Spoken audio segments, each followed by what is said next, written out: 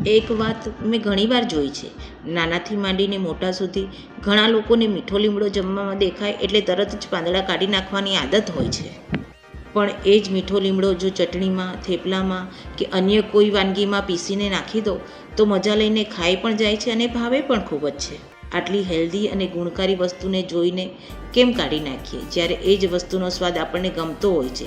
તો પણ હવે પછી મીઠો લીમડો દેખાય એટલે કાઢી ન નાખતા. કાલે મમ્મી દીકરા વચ્ચે મજાકમાં એક શરત લાગી ગઈ હતી.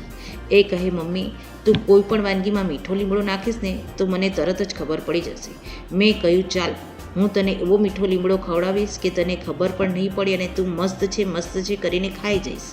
હવે શરત લગાવી હતી એટલે મારે એને કોઈ પણ રીતે મીઠો લીમડો ખવડાવવાનો જ હતો. એટલે મેં બનાવી કોકોનટ ચટણી. એને આ ચટણી ખૂબ જ ભાવી. ઇડલી સંભાર સાથે તો ખાધી, પણ મગની દાળના ઢોસા અને ફ્રાય ઇડલી સાથે પણ ખાધી.